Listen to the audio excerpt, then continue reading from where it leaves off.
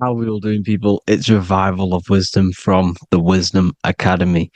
Today, we're going to be breaking down God, consciousness, and the higher and the lower self, and how to overcome the lower self.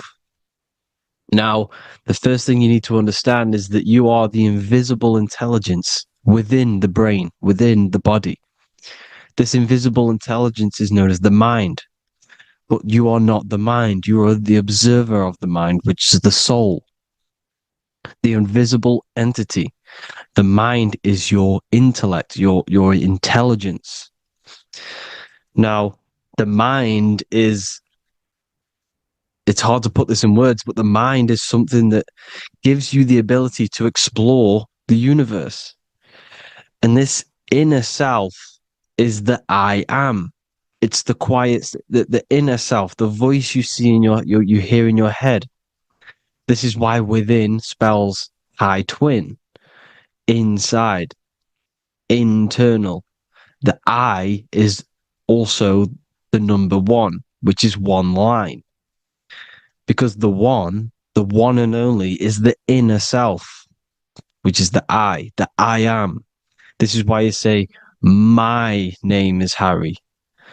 You are not Harry, you are the I, the inner self, the intelligence. Okay, this is why Jesus in French is I am. You look with the two eyes and you see with the inner eye. I and I, the same thing. Okay, because the I inside is what gives you the perception of what you're looking at. So when someone's trying to explain something and then you catch on saying, I see now, it's because you're seeing with your inner eye, the one that gives you perception, gives you intelligence, gives you the ability to understand things. This is the internal I, the invisible self, which the physical body is nowhere near as complicated as this inner self. Is in infinite potential. Infinite potential. God, God, generator, operator, destroyer, soul, mind, and body. Brahma, Vishnu, Shiva, the Father, the Holy Spirit, and the Son. They're all. The reason why you see God is always a triad is because it represents yourself. Your invisible intelligence is God. Me and you are the same invisible intelligence. We are the invisible intelligence experiencing the program being ran by the central nervous system and the brain. I always say this in my videos, but I have to, in order for you to understand the things that I'm going to say later on in the video, you need to understand this concept, is that you are the consciousness experiencing the nervous system, the tree of knowledge of good and evil, which is you here. You would be in this invisible intelligence right here in the center of the brain. Now, this is why the ancient Christians show God is in the brain. This is the brain stem. This is the brain. This is also the brain stem and the brain. The brain stem and the brain. It's all depictions of the brain because the brain's the computer, the electromagnetic computer, which decodes the demands created by the invisible intelligence, the I, the inner self, you, your true self. The person moving, if you observe what someone moving, this is going to sound, but if you observe someone walking, it's not the body. The body is moving, but the thing telling it to move is the invisible intelligence. Before you kick a football, a decision is made within your invisible intelligence, your mind. And this consciousness, this invisible intelligence, is either stuck between the lower self and the higher self. Okay? When the invisible intelligence, meaning the true self, identifies itself with the physical body, it will trap its mind within physicality. This consciousness that we have is either operating in the lower self or the higher self. It's either feeding the material body or it's feeding the spirit. Okay? But because we are physical and spiritual, we need to be even. We don't want to be meditating all day long, because we do have a physical body as well whilst we are here. We are playing a game in physical matter. Okay? Now, the reason that you incarnated here is to learn a lesson, because the mind can manifest anything it wants within the astral planes, within the world of imagination. It can manifest anything it likes, but it incarnates into matter, into this game, so we can understand labor, because anything in matter you have to labor to manifest. But in the astral, you can manifest at the click of a finger. You come here to learn the knowledge of good and evil. And your consciousness, I came out a bit off topic there, but your consciousness is experiencing the lower or higher self. The lower self is manifested in the lower parts of the body. Sex, food, and power, the lower three energy centers. These centers are like mini brains. You are literally thinking with these centers.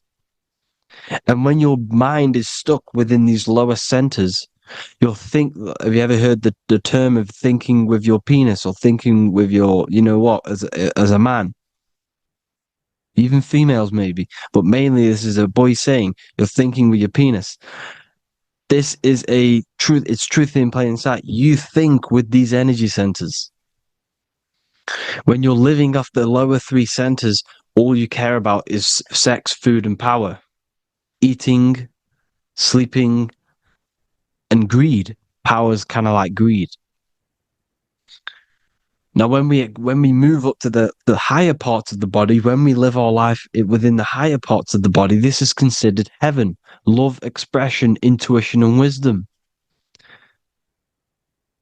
This is what we need to be aiming to do, moving out of the lower half of the body and living our life within the higher self, the higher parts of the body, thinking with the higher energy centers, thinking with love, expression, intuition, and wisdom, spreading love, expression, intuition, and wisdom to others.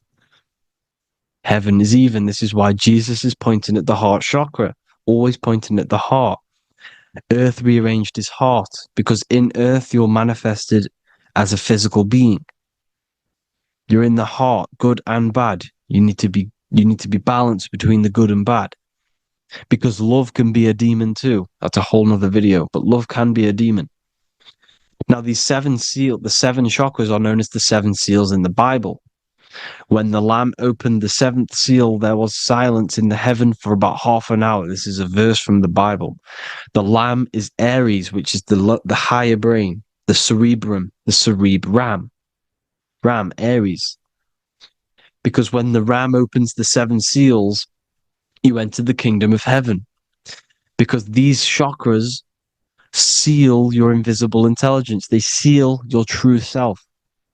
You are behind these seven seals, your true invisible self, your true consciousness. Because behind these seven seals, you do not think about anything materialistic.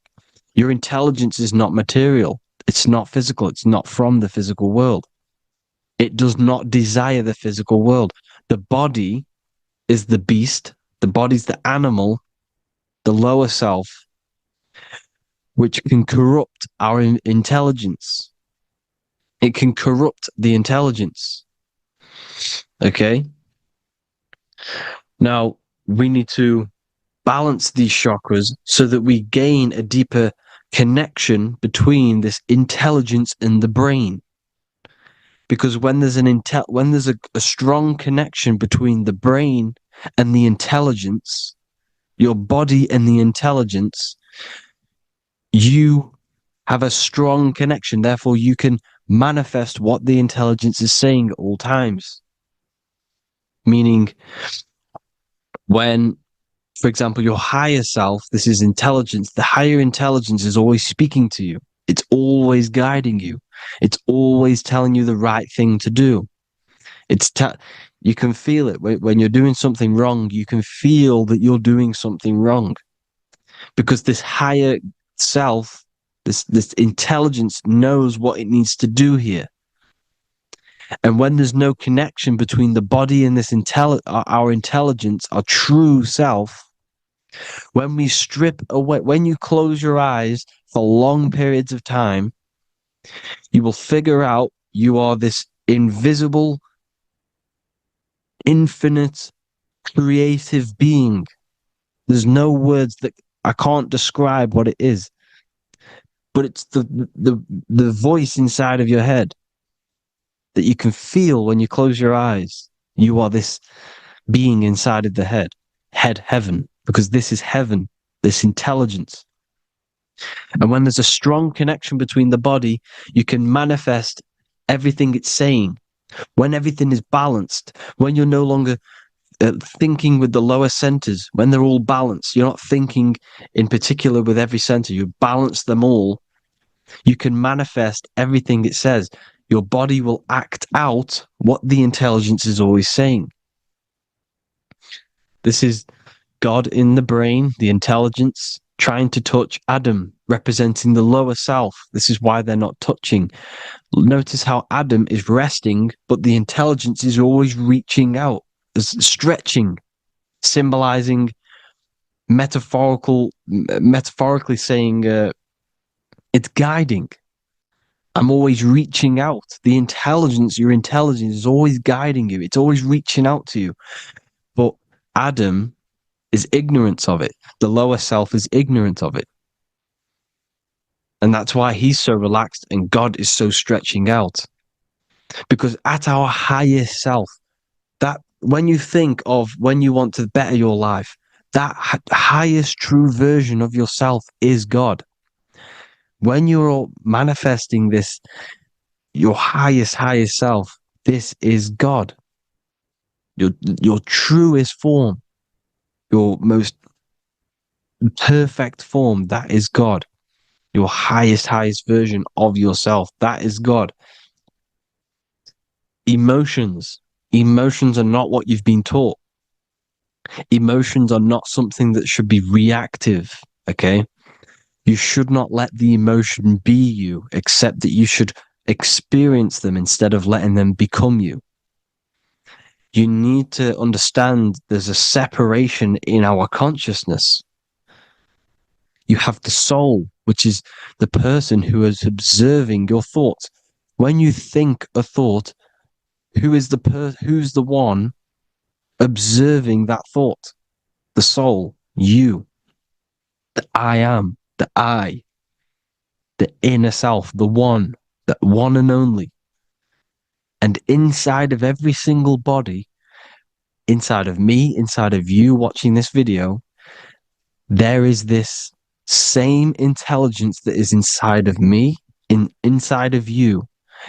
And it's the exact same intelligence, experiencing a different body. And this is what we mean by the universe is mental.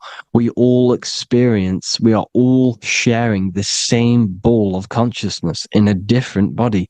The animals, the fish, the cells, all expressing this one consciousness. Me and you are the same. This is why the golden rule is treat others like others should be treated, because I am you and you are me in a different body. Now, going back, you need to identify that there's different levels of consciousness: soul, mind, emotion, and body. Okay? Your emotions are on a separate layer than the body, the mind, and the soul. So when you identify there's a difference between all of these, you do not let them become you. You do not let your mind rule you, because your mind can be corrupted. Your soul is the one that is pure good, pure love, but your mind can be corrupted. Okay? Your emotions can be corrupted. The body can be corrupted, but the soul can never be corrupted, only layered on top. You can only throw piles of programs within the subconscious, layering the soul down, but deep down inside of every single one of you, there is a loving being. Because love comes from the heart. Love is the universal emotion, expression. Now, your thoughts can become bondage, your emotions can become bondage. Now, what do I mean by bondage? By conquering the lower self, we need to conquer our own mind, because the mind is what's manifesting the lower self. When you're thinking with the lower half of the body, when you're becoming your emotions, you need to experience the emotion, not become the emotion. Do not let the emotion become you. Do not let your thoughts become you, because your thoughts are tools that you can manifest. Your thoughts are the idea. Your emotion is the energy that you can use to manifest that thought. Your emotion is energy in motion, emotion. You use emotion to manifest, to feel as if you already have the thought. Therefore, you become that vibration. Therefore, your emotions are actually a creational force that is given to you to manifest things, because you're a human, a manifester. You're here to manifest things. You're a creator. You are a god. Your inner self, your intelligence, your I am, the one and only inside of you, the inner self, the quiet one, the one that's deep, deep down, the invisible intelligence, is it's creating things all the time. All the time. Speak no evil, see no evil, hear no evil. This is the astronauts, they're Freemasons, but they understand this, because thinking, seeing, and hearing can corrupt your mind. And when you have a corrupted mind, you'll have a corrupted subconscious. The subconscious will manifest into the body, because 90% of your behavior comes from the subconscious mind. So you got to speak, see, and hear no evil. But sin, what is a sin? To overcome our lower self, to overcome our lower self, the 7 deadly sins are not something that goes against an external God. A sin is something that goes against your inner guide, your inner conscience, the inner self that is always speaking to you. It's always telling you the right thing to do. A sin is something that goes against this inner guide. And this is why you can feel something where you can feel you're doing something wrong, because the inner guide is speaking constantly. And when you commit these 7 deadly sins, which are 7 internal states which keep your invisible intelligence bound to your physical body. Because evil, right? Evil love bondage. This is why they stay in this realm and they control this realm, because they love the bondage of the body. They like matter. They want to stay in matter for eternal life. They don't want to ascend back into the heavenly realms, where you do not have a physical body. You can explore the universe within the astral planes. They stay bounded to the body, bounded to the 3D construct of the physical world. They have greed, lust, envy, gluttony, wrath, sloth, pride. They want all of this. And if you want that, that's okay. But deep, deep down, you don't want that, because your soul is always telling you the right thing to do. Your soul knows what to do to get out of here. It needs to detach from the external world. Detach from all of these 7 internal states which bound you to your lower self, your lower centers. That's what a sin is. You have a left and right brain. The left brain is always analytic. The right brain is metaphorical. So the right brain is producing a holistic view of reality. Now, what do I mean? And not view, perception. When you see, because your eyes are parts of the brain, so when you look at something and you look, that image is produced in the back of the brain in the visual cortex. And then the brain produces The right brain produces a perception, a holistic, it breaks down what you're seeing into a holistic image, a holistic perception. So, for example, if you're in a woods, the right brain sees the whole woods as one big woods. The left brain is breaking that perception down into individual trees, branches, and leaves. So the left brain's to do with duality, the right brain's to do with wholeness, unified. The left brain's dualistic, analytic. This is necessary so that we can pick things up and manipulate them and break things down. We need the left brain. We need the right brain. I'm not saying any of them's bad, but the left brain, sinister in Latin, means left. Because when you're left-brained, you see everything in dualistic. You see everything is dual, when everything's actually one. We need to be focusing and strengthening our right hemisphere. I'm not saying sit in the right hemisphere all the time, but we need to be strengthening our right hemisphere. And this is why left is sin and right is right. Because when you focus on the right hemisphere, you see the holistic perception of creation. The right hemisphere sees humanity as one unified consciousness. The left hemisphere sees everyone as individual persons and egos. Because the left hemisphere is dualistic. And this is why the Bible says, cast the net onto the right side of the ship and ye shall find. John 21:6. What does that mean? Cast your energy, cast your perception into the right hemisphere of the brain, and ye shall find unified consciousness. You shall find your higher self, the one and only. If then you have been raised with Christ, seek the things that are above, where Christ is seated at the right hand of God. Wow.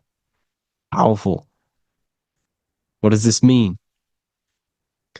Seek the things that are above, where the Christ is seated at the right hand of God.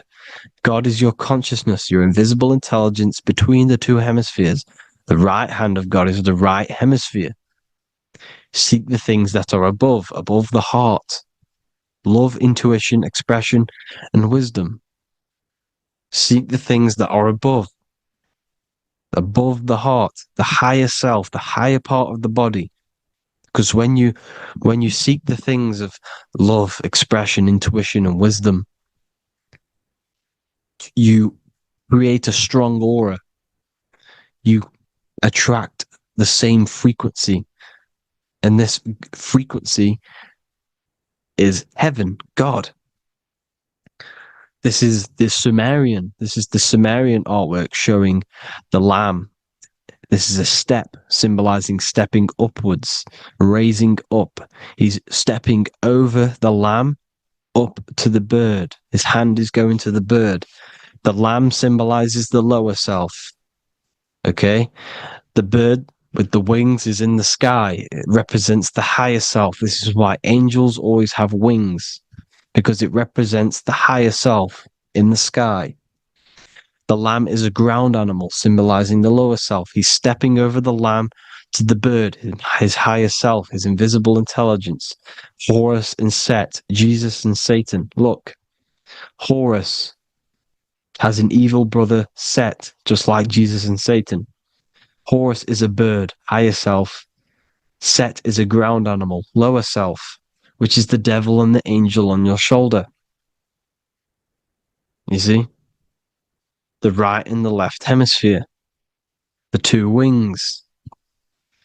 So, the devil and angels always speaking to you. The higher and the lower self. It's the battle between the higher and the lower self. Between the invisible intelligence and the physical body, because the body's the one that wants the sugar, it wants the pleasure, it wants the sex, it wants the porn, it wants all of the materialistic things, it wants the 7 deadly things. Okay, it wants this. There's a battle between the higher and the lower self, your intelligence and the body. This is why you need to become balanced. so that there's a deep connection between the body and the invisible intelligence that I am. You need to master your mind with discipline, and you gain a connection between the brain, the body and the intelligence. Resurrection, transmuting sexual energy. Okay, this is important.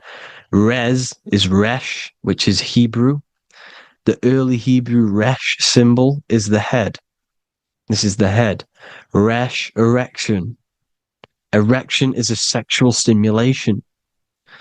Resurrection is rise erection. You got to raise your sexual energy up the base from the spine to the head. This is the Christ, the Christos. Because there's a psychophysical germ, psychophysical oil produced in the brain every month. Go and watch my other video on raising the chrism. Okay? And every month there's this fluid produced in the brain, which takes 2 trips, because one's produced by the pituitary, one's produced by the pineal, magnetic female, magnetic and electric charge. And it takes 2 trips down the spine to the solar plexus, the bread of life in the Bible, or Bethlehem in the Bible, because the River Jordan's your spine. Goes down to Bethlehem. It gets born in Bethlehem, just like Jesus. Because when this oil travels to the solar plexus, it creates the seed, the seed of life, and it feeds the body, all the central nervous system, all the cells. It regulates the blood, does all sorts of good things for the body, this oil. Now, when you save your sexual energy and you raise your resurrection, you awake the Christ, you raise it from the solar plexus or the sacrum bone up to the brain, you activate 100% of the brain, and this is the true resurrection of Christ. Instead of wasting the energy and giving away your sexual fluids, because behind the fluids is the energy. So when you release that fluid, the energy is out there. You've released the energy. Your sexual energy is the most potent emotional force a human could possibly feel. Same with any animal or anything. The sexual urge, the sexual emotion is the most powerful, potent emotion that you can feel. It takes over the whole body. When you feel sexually aroused, it takes over everything because it's so potent. And when you fight the serpent, when you fight the sexual energy, which is shown here in the Egyptians, the cat cutting off the head of the serpent, or Hercules fighting the serpent, or in the Greek mythology fighting the 7-headed dragon, the 7 chakras. The serpent is your sexual energy because it symbolizes your kundalini. When you fight it and you transmute this energy, instead of releasing it, instead of acting sexually on it, you can transmute the energy, transfer it from the solar plexus up to the brain. You can also do this with other tasks. Instead of releasing it, instead of raising it from the solar plexus to the brain, you can use it for other things. So, for example, you want to think critically. You can use it for critical thinking. You can use it for going to do exercise. You can transmute sexual energy into anything. But you can do this. You can raise the sexual energy, and you can use this energy to push the cerebrospinal fluid from the solar plexus up through the spine, up the 33 vertebrae to the brain, and it'll activate 100% of the brain. And this is the resurrection of Christ.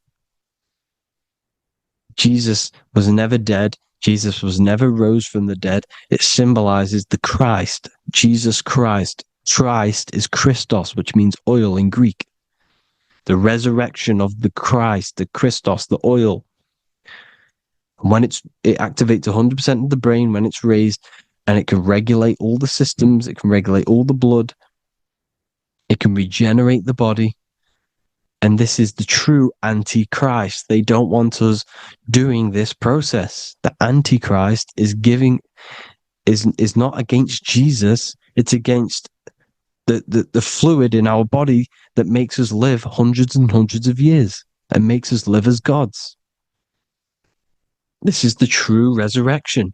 And when you fight the serpent, you fight your sexual urges, your sexual emotion, the most strong emotion that you could ever feel. You can do this process. And this is the true secret of transmuting sexual energy. Because when you transmute the sexual energy, you can become a god. And this is why Hercules is fighting the serpent.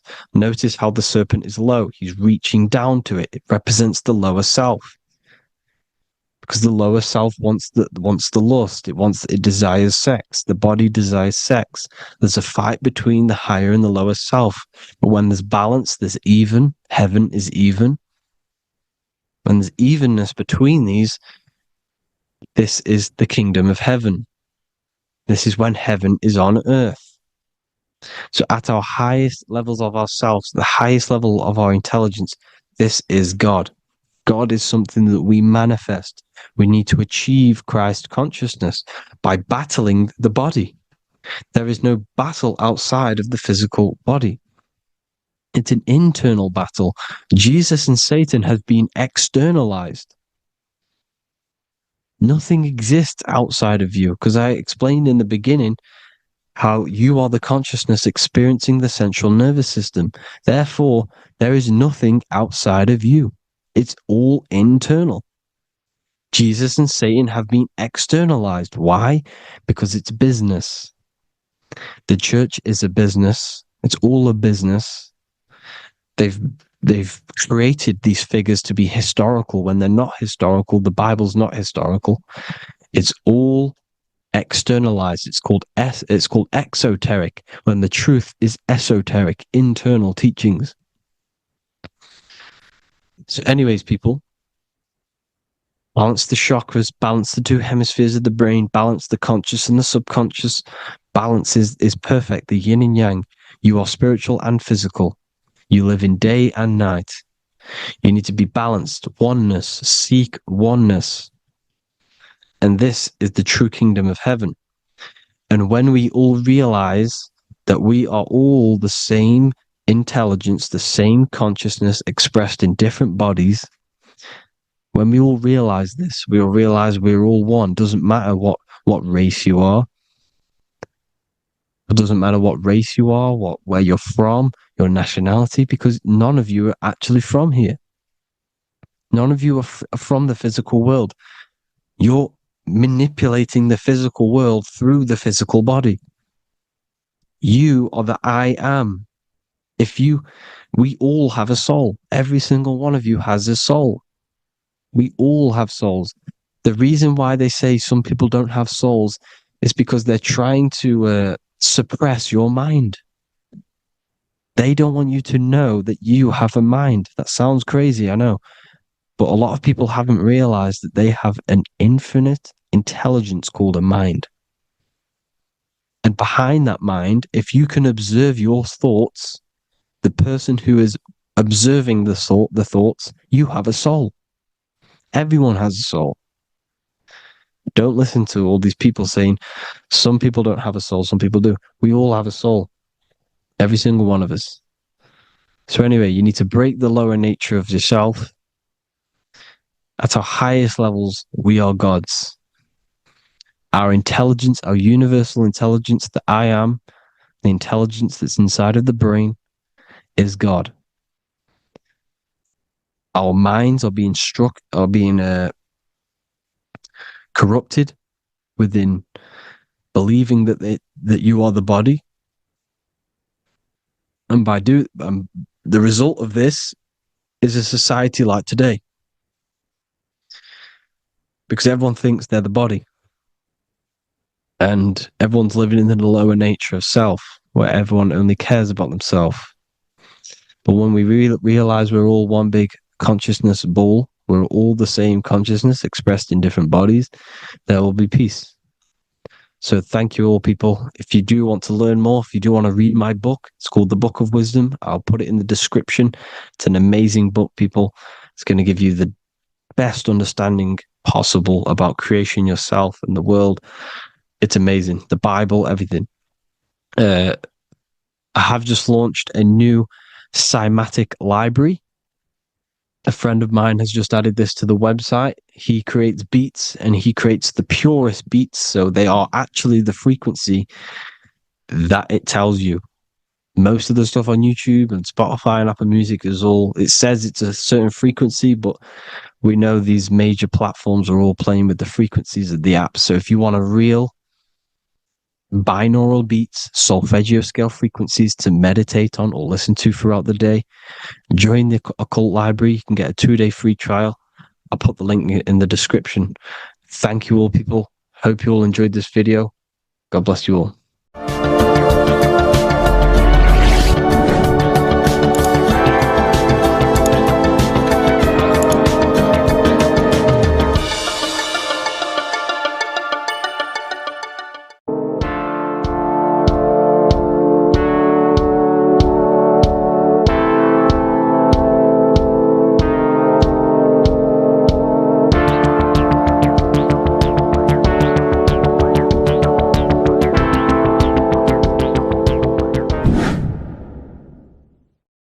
What is good, people? We're back with another video, and this is going to be talking about the connection between the micro and the macro.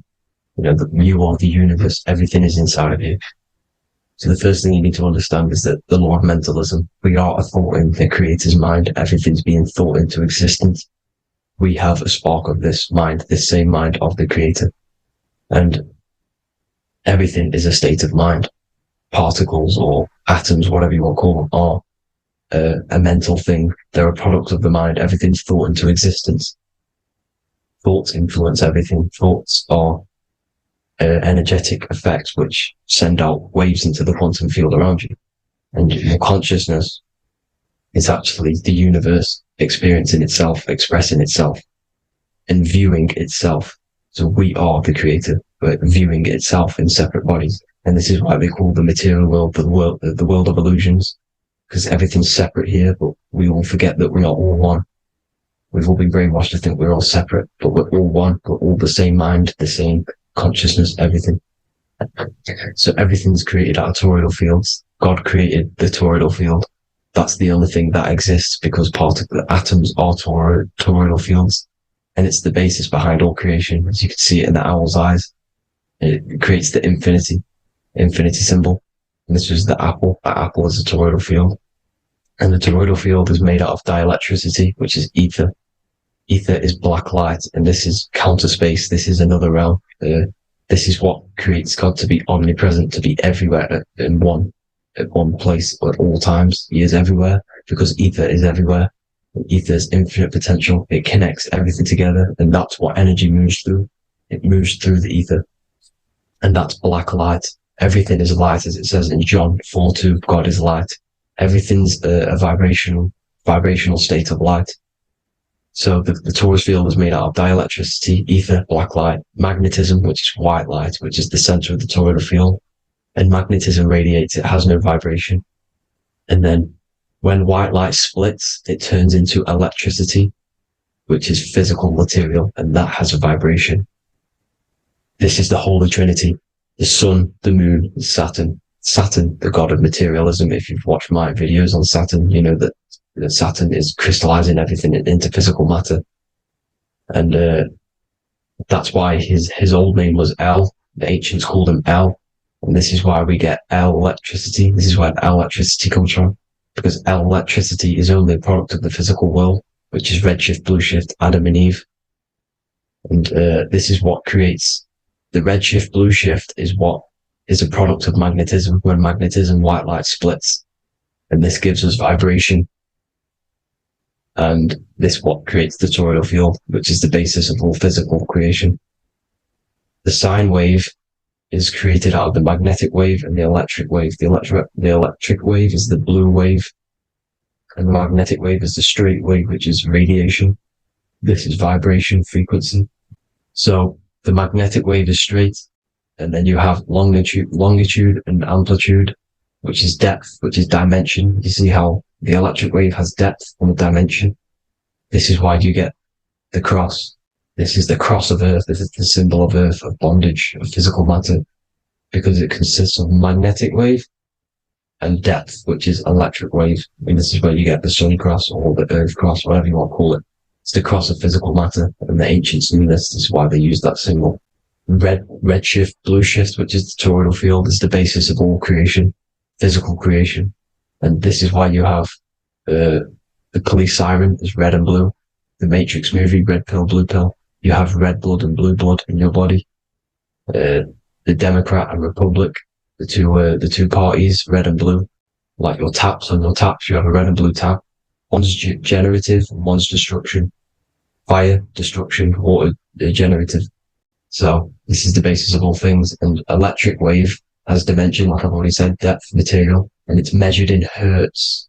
It's measured in hertz because it hurts you. It decays because the electric wave has a vibration, and vibration always has to go back to a standstill point. This wave cannot go forever, but the magnetic wave will go forever. It's radiation. Magnetic is radiation. It radiates forever. It pulses. But the electric wave will at some point come back to a standstill point, and that's why it hurts. It decays. That's why our physical body decays, because we contain of electricity. This body is an electric body, and it will return back to stillness like a guitar string. If you vibrate a guitar string, you pull it, it will vibrate, make a sound, and then go back to a standstill point. It's the exact same with every single toroidal field within the body. It will decay, and this is why our bodies decay, and everything in creation decays. So we're born into sin. The sin of Eve. The sin of Eve is us biting into the tree of knowledge of good and evil, which is the systems in the body. And the sin of Eve is biting into the sine wave. We bit into the sine wave. The sun moves in a sine wave. Our DNA is a sine wave. Time is a sine wave. Everything in this creation is a sine wave. This is why the dollar bill is a sine wave. Magnetism and electric waves in one. And this is the sun doing its sine wave, which creates, when you go bowling, it kind of creates that pin that you hit over. That's the pin of the sun. The Zodiac sign is a sine wave because the Zodiac sign is an expression of the toroidal field, because magnetism unfolds into 12ness. And that's why you have 12 Zodiac signs, 12 systems in your body, 12 cranial nerves in your head, in your brain. So if you can imagine this, see where my pointer is, always starts with Aries. Aries is the head. It's the first thing that's created in the womb. And this is Aries, the ram. And this is why it's called a cerebrum in your brain, which is the first thing that creates when you're in the womb. And what's the element of Aries is fire. Fire is the first element. Fire, first, because it's the first thing on the wheel, the first expression of energy. As you can see here, my pointer, this is the center of the toroidal field. It would go Aries, Virgo, Capricorn, Pisces, Scorpio, Cancer. Then we go back to Libra. Libra would be center.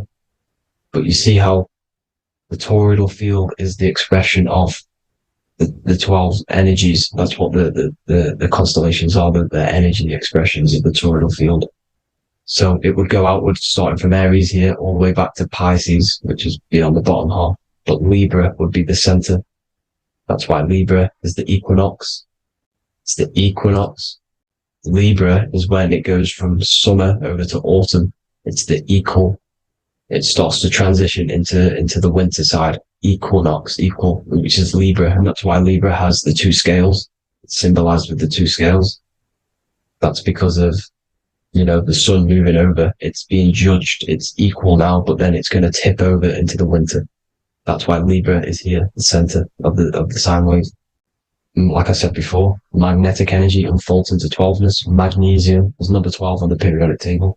It's the sacred number. And this is why the scientists are NASA is trying to bring in another constellation to destroy the holy science of astrology. So Aries rules the head, which is Mars. Taurus rules the neck, the lower head. Gemini, the two twins, which is your lungs, your two twins, your arms, two twins. Cancer, the breasts, the chest area. Leo, the heart, which is the sun, which is fire, the center of the toroidal field.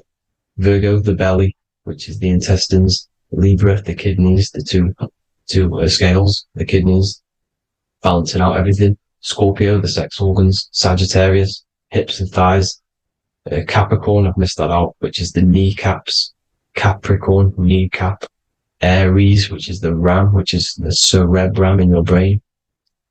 And then Aquarius, the calves and the ankles, and the Pisces, the two fish, the 2 feet. So everything corresponds, as you can see here. This is an ancient way of depicting it, of the folded human. And this is everything. Each constellation rules that part of the body, gives energy to that part of the body, makes you do certain things.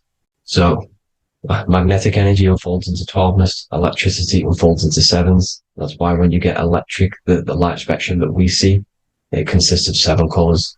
Why we have 7 planets. The 7 planets give us our 7 metals and the 7 solfeggio scale frequencies. So the rotor, this is the rotor, and rotor is an anagram for Torah. The Torah, which is I think it's the Hebrew Bible. Don't quote me on that, but it's one of the holy books, which is the Torah, the Taurus. Everything goes back to the Taurus field because it's the basis of all creation. So the chief cornerstone, it says in the Bible that the builders rejected the chief cornerstone. The chief cornerstone, you are the builder. You decided to incarnate into the physical world, into the electric world, El, the world of El, Saturn. When you are created in the womb, it takes you 9 months for you to be created. So, for example, if your parents, if you went into the womb here, it'd take you 9 months. So let's say you're born in Scorpio. So you'd go back 9 months, 1, 2, 3, 4, 5, 6, 7, 8, 9. You consist of all of these 9 energies because it takes 9 months or however long you took to be born. Some people are born earlier. You'd have to find out how many months you were in the womb for. But you consist of these 9 energies, and each constellation has a cell salt associated with it. And these cell salts are vital for your health. And your cells and the optimal health of your body. So the chief cornerstone that you rejected is these 3 cell salts, these 3 constellations. So you're mineral deficient in these 3 constellations. For example, fluoride, magnesium, phosphate, and potassium sulfate. So that's the chief cornerstone. And a cornerstone, people always get it rejected with the cornerstone. The cornerstone is not, it doesn't say the cornerstone in the Bible, it says the chief cornerstone. The cornerstone is a cornerstone of a building, but a chief cornerstone is the top of the pyramid. This is where we get the pyramid of the wheel. So you're mineral deficient in whatever 3 zodiac signs you're not. You were not in the womb for. This is the chief cornerstone you rejected. So the human body is the micro. It is the universe in a physical form. It consists of everything in the universe. Just like your consciousness is the universe watching itself, experiencing itself. Your body is the whole universe. 12 systems in the body, 12 zodiac signs, 7 chakras are the 7 planets. The Holy Trinity of you is your Temple of Solomon, the soul and the mind, the sun and the moon.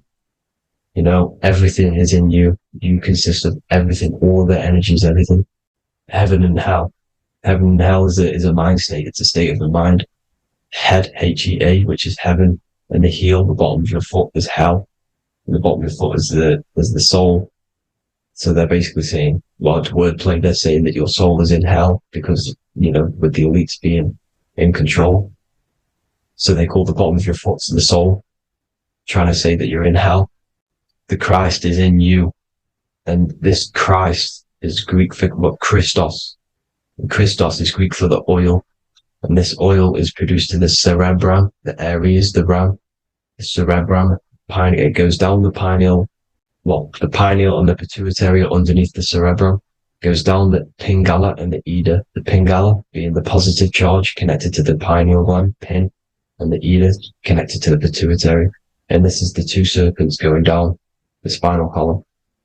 And this is why Jesus goes from Nazareth to Bethlehem, and then Joseph and Mary are waiting for Jesus in Nazareth. Joseph and Mary are the pineal and the pituitary gland waiting for Jesus to come back up the River Jordan or spinal column. So this is the oil. This is the story of Santa as well. Santa comes from the North Pole. Why? because the North Pole of the Earth is the center of the toroidal field, and the North Pole of you is your spinal column, which is the North Pole of the toroidal field. The North Pole, he comes from the North Pole. This is the North Pole. This is the South Pole of the toroidal field. Comes from the North Pole, which is your mind. And he goes down the chimney and then back up the chimney. This is the chimney. And he drops off the present, which is the Christos, the oil. And this is why Jesus is crucified at 33, because he crosses over the vagus nerve at the top of your spine. When this oil comes back up the 33 vertebrae, these are your vertebrae here. When it goes up the 33 vertebrae, it gets crucified at 33 because it crosses the vagus nerve, and he's crucified on the cross at 33. This is the story behind Jesus and Santa. The Ark of the Covenant in the Bible is the two hemispheres which cover the vital parts of your mind, the brain side, which is the cerebrum, the pineal, the pituitary, etc. So the two hemispheres are the two angels, the Ark of the Covenant. This is the Ark of the Covenant, covering the two vital parts of your brain. So these are the optic thalamus is another part, and it protects the Christ oil, which is inside at the center of the brain. See, the Bible is all a massive metaphor about yourself, because you are the universe. You are a microcosm of the universe. Your consciousness is experiencing itself, and the universe experiencing, and your body is the whole universe. Your head's heaven. So Moses crosses the Red Sea. These are the two hemispheres of your brain. This is the corpus callosum, the Red Sea. So he's pretty much saying that he's uniting the two hemispheres of your brain, because most people in this generation are stuck in the left brain, which is just logic, reasoning, science and maths, writing. You know, this is what school teaches you to do. It keeps you stuck in your left brain. And you want to cross over to you want to cross the Red Sea, which is the corpus callosum, to the right brain, which is awareness, art awareness, creativity, imagination, intuition, insight, you know, using the higher mind, creativity, imagination. If you don't have intuition, then you can't read energy, you can't pick up on bad things. This is what Moses is symbolizing by crossing the Red Sea. And it's also the upper room where Jesus met the 12 disciples. 12 disciples are the 12 cranial nerves in your brain. It doesn't just represent the 12 zodiac signs. The 12 disciples symbolizes many different things. It's like I said, the universe consists of 12ness. So you have 12 cranial nerves in your brain, and that's the 12 disciples as well. And they want you stuck in your left brain, which is the five senses, materialism. So they say in the Bible that Satan blinds the mind. Satan is Saturn. If you've watched my videos, Satan is Saturn. And you consist of the whole Trinity, which is the sun, moon, and earth. The soul, the moon, the soul being your sun, the solar, the moon being your mind, the earth, your physical body. And Satan blinds the mind. Why? Because we enter a soul system. This is a soul system, not a solar system. And Saturn is the Lord of the Rings, which is the outer ring. When your soul enters the soul system, your soul starts to materialize. It hits Saturn. Why? Because Saturn starts to materialize you. You take on the 7 virtues, which are the 7 planets, which are your 7 chakras. And to get out of this soul system, you must get out of your lower nature, your animal nature, which is lust, desire, greed. You know, the number of the beast, 666, which is Saturn, Satan. So you enter the soul system, you take on the 7 energies, which you turn into physical matter. And this is your descension from heaven to all who say hell. And then you must raise back up from matter to spirit. They say Satan blinds the mind. Why? Because your mind gets materialized. Your soul and mind get materialized. And when you get materialized, it's an intense experience. You lose the divinity within you. You forget the divinity. So Satan, which is the first planet, the first energy you take on, the material body, he blinds the mind. He makes you forget everything, your divinity. Then you must remember, ascend up Jacob's ladder, the 33 vertebrae, to heaven. And this is a microcosm of the macro, because you will ascend back up to heaven if you do this, when you leave your physical body, when your body decays. So when it talks about in the Bible, completely destroy them, the Hittites, the Amorites, the Canaanites, all the ites, this is what God says to the Israelites. It says completely destroy them. It's basically symbolizing saying destroy your lower nature. The Canaanites, cannibals. We're under a Canaanite system now, which is cannibalism.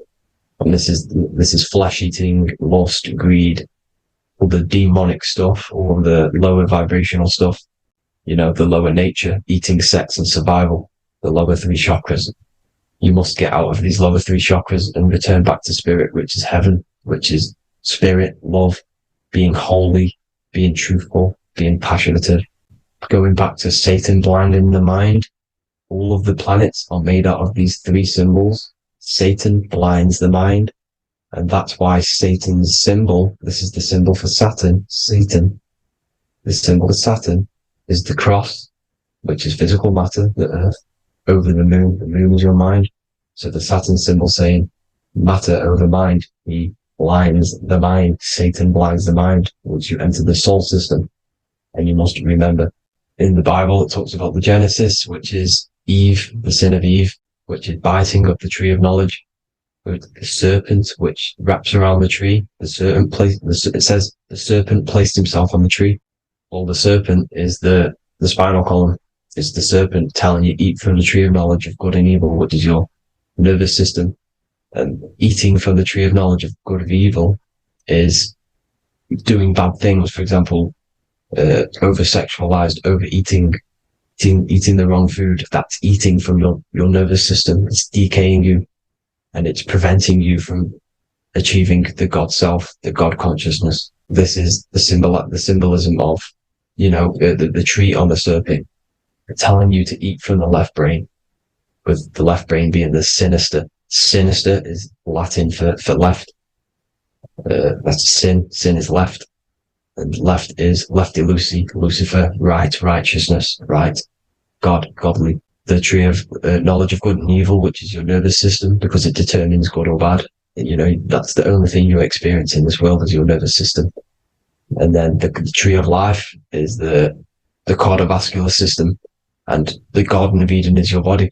So that's it for this video, people. I hope you've got a greater understanding of how you are the universe and everything is inside of you. Just keep in mind you are the universe experiencing itself, and your body is a reflection of everything. The 12 constellations, the 7 planets, everything's inside of you. This world is an expression from the inside outwards. You can't affect the outside world to manipulate reality. Everything's inside of you. I hope you got a greater understanding of this. God bless.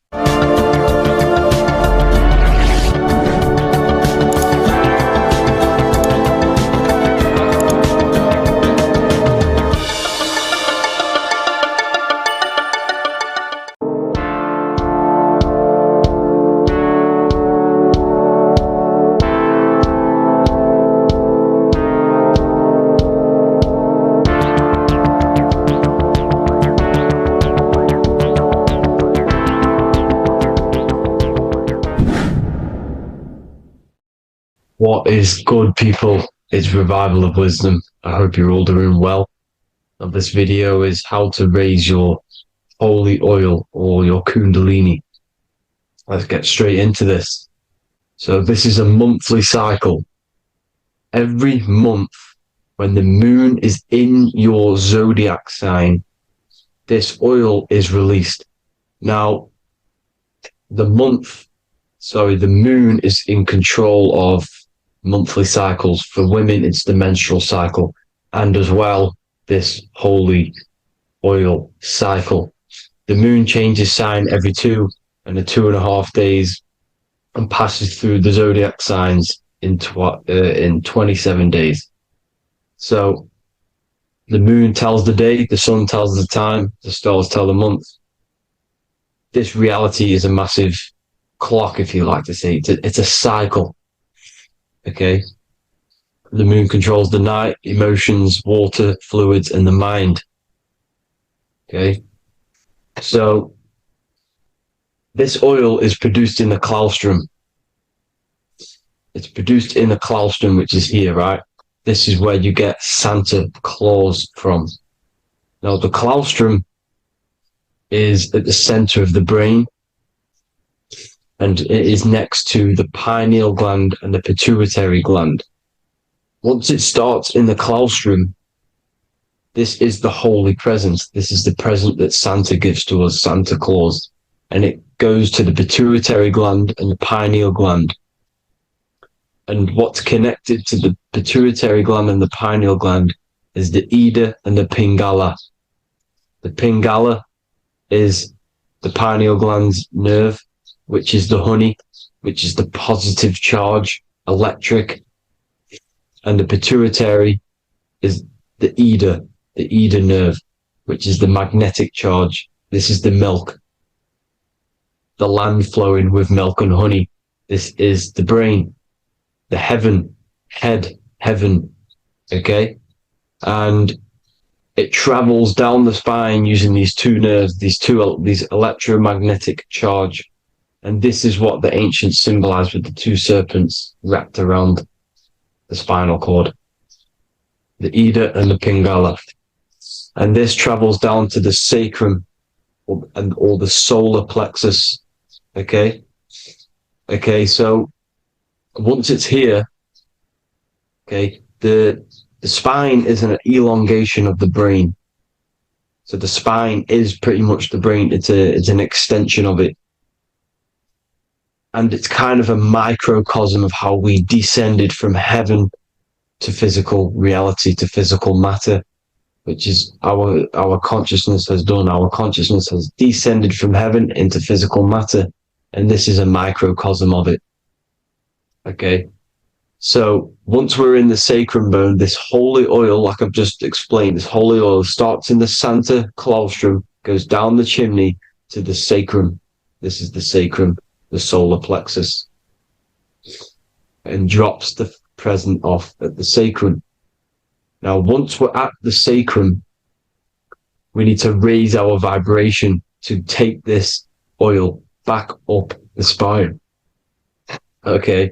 And the River Jordan symbolizes this in the Bible.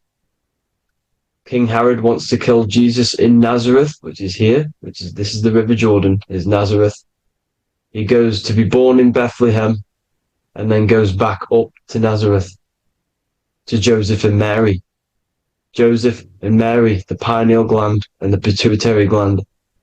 The Bible is huge symbolism. It's all metaphors for this sacred process which goes on inside of your body.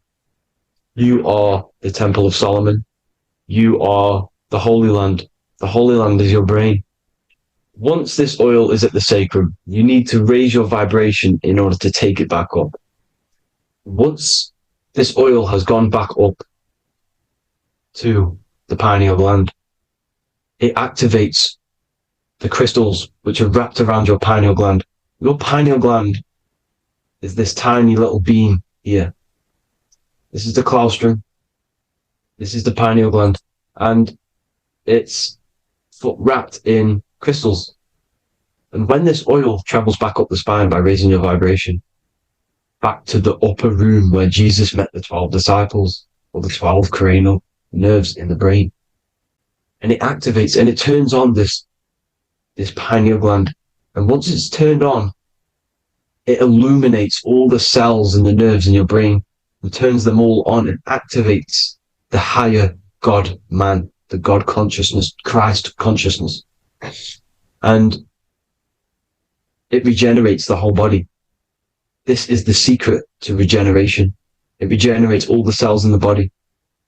And this is how the ancients lived for thousands and thousands of years. As talked about in ancient texts. They lived for hundreds and thousands of years because they knew this secret.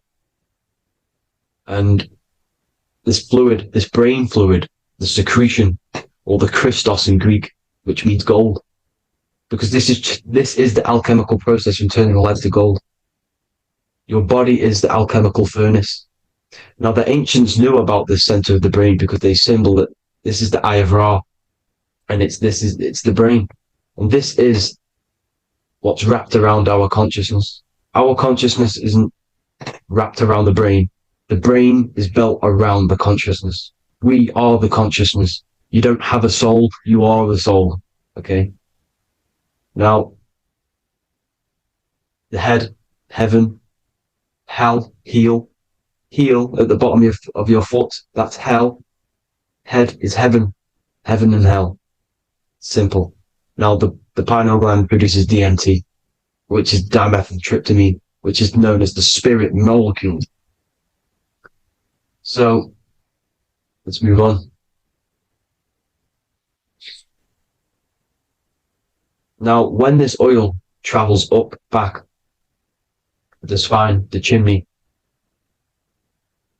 it crucifies at the top, which is called the vagus nerve. So when it reaches here, the optic thalamus, it crosses and crucifies once it's raised back up. And this is why Jesus dies at 33. He was crucified at 33. Because you have 33 vertebrae on the back of the spine. And then it's crucified by the cross of the vagus nerve. When this oil crosses the vagus nerve, this is the crucifixion at 33. And it symbolizes the death of the physical consciousness. You then become spirit. You then become God consciousness, activating the Kundalini, regenerating the body and the mind. Okay. The Garden of Eden. You are the Garden of Eden. The land of milk and honey is upstairs. The pituitary, which is the milk, the pineal gland, which is the honey, which is DMT. It even says this in the Bible. As he brought us into the place, and he has given us this land, a land flowing with milk and honey, which is also symbolized as the sun and the moon. The Bible also says, the light of the body is the eye, not the eyes, the eye. If therefore thine eye be single, thy whole body shall be full of light. This is the activation of the pineal gland by raising this oil back up to the pineal gland, to the center of the brain. Neither shall they say, see that here, or see there, for behold, the kingdom of God is within you. So he's saying, don't look out there. Nothing is out there. It's all inside of you. Everything's inside of you. You're the universe. Now, how to raise this oil back up to the pineal gland? Every month, like I said. The moon controls the cycle. The moon controls monthly cycles. When the moon is going into your zodiac sign every month, this oil goes down the spine, and you must raise your frequency to get it back up. You must retain your seed. This is the most important. Your fluid, your secret, your holy fluid, your life force. You can't let that go. That life force is the reason you're alive. This holy oil is the reason you're alive, because it feeds all of the systems in your body. It feeds all the systems in the body. You have to retain your seed. Alkaline diet, positive thinking, and meditation. Okay? When you retain your seed, you will live longer. The moment you release it, you're killing yourself. You're killing a piece of yourself every time you release your seed. Every single time. You're killing a part of yourself. Okay? Now, this could be why this could be the illumination, the single eye on the Illuminati's symbol, the Freemasonic symbol, the illuminated eye, the triangle, which could symbolize the body, mind, and spirit, but the eye illuminated.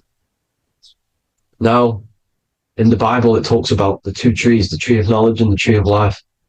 The tree of knowledge is the tree of good and evil, which is the most important system in your body, which is the nervous system. The nervous system, the most important. The tree of good and evil. And the tree of life, which is the cardiovascular system. Now, this oil, when it's released every month, feeds these two systems, and these two systems feed everything. Now, it's important you understand that. Okay? The ancients knew all of this knowledge. The Bible's telling you this knowledge. But it's in a metaphorical way. You have to understand the context behind it so you can read it properly. Now, eating of the tree of life, which is when it talks about in the Bible, eating from the tree of life is actually symbolizing a bad diet, ejaculation. because you're eating from these two systems. You're killing yourself with a bad diet. You're killing yourself with an ejaculation. Okay? So that's important to understand. Now, this is Jacob's ladder in the Freemasons. Jacob's ladder, which is the spinal cord. It's the stairway to heaven. And this is Jack and the Beanstalk when he goes up the beanstalk and finds the golden egg in the grey clouds. The grey clouds symbolize the grey matter in your brain. Now, the Garden of Eden talks about the 4 different rivers in Garden of Eden. As we see here, the North Pole map, the ancient North Pole map, because the center of the earth is the center of the torus field. Everything's the torus field. Atoms are torus fields. Everything's torus fields. You are the universe. Everything is within you. The North Pole is your spinal cord. This is why they say Santa Claustrum comes from the North Pole. This is the North Pole. And the Santa Claustrum is the center of your brain. Now, there's 4 rivers which come from the Garden of Eden. There's the blood, the Christ oil, which is the oil we're talking about, urine, and saliva. These are the 4 sacred oil, 4 sacred fluids in your body. And these are constantly abused in today's society. These secret societies are targeting these fluids. Okay? This is why porn is free. They sexualize society through Disney. Go and look at some of the Disney movies. There's so many subliminal messages which sexualize these children because they want you sexualized. So you release your seed, which is one of the holy fluids in your body, especially your semen, your sexual energy. So important you retain this. So important because it's your life force. It keeps you alive. Okay. Now, let's recap on this. If you want to raise your oil every month, you can't just retain your seed for the month. You have to retain your seed forever. Don't just do it for a couple of days. Have to do it. It's a lifestyle. You want to become God consciousness, you got to do what it takes. It's hard in this society because this society is it's designed to kill you pretty much. It's designed to keep you in these lower states of consciousness with all the bad food, the chemicals in the food, the chemicals in the water, the sexualized TV programs, sexualized adverts, sexualized TikTok and apps, videos, subliminally stimulating you. Because that is your weakness, sex. It's your weakness. Now, you have to retain your seed, meditation, and an alkaline diet. Why alkaline? Because acidic is low vibrational. This is the color spectrum. And what's the highest vibrational color? Violet. It's the lowest, red. You have to have an alkaline body in order to raise this oil. When you drink, when you have a bad diet, when you drink alcohol, when you smoke, this destroys the oil. It destroys the oil in your sacrum and it can't be raised again, can't be raised up. This is why it's so important. Without that oil, you don't live. That oil makes you live. It feeds everything in your body. It's crazy how we're not taught this. It's insane. But that is how you raise the oil, people. I hope you all gain some knowledge out of this video. And I hope this assists you on your journey, your spiritual journey. And please like and share this video. We need this knowledge out to the public to wake up humanity. Thank you all, people. God bless.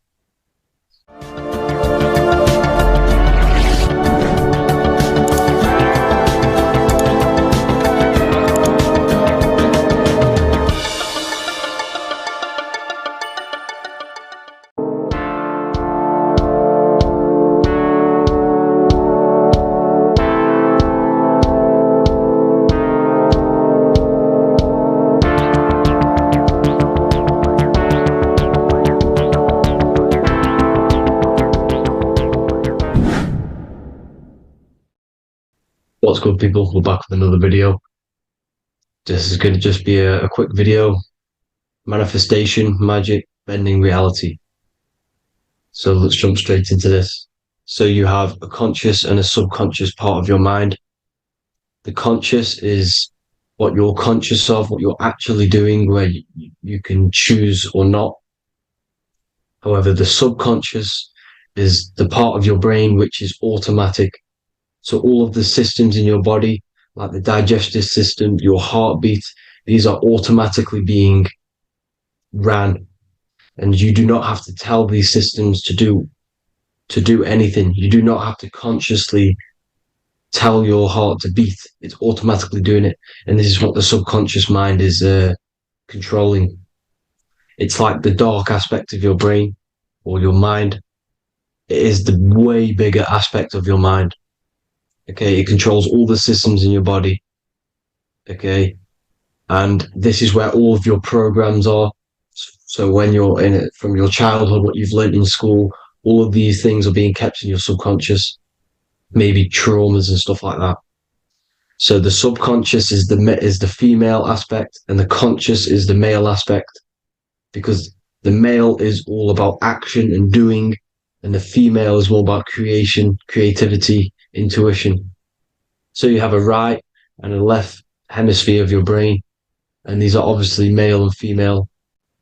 The right side of your brain is your female. It's to do with creativity, imagination, intuition, insight.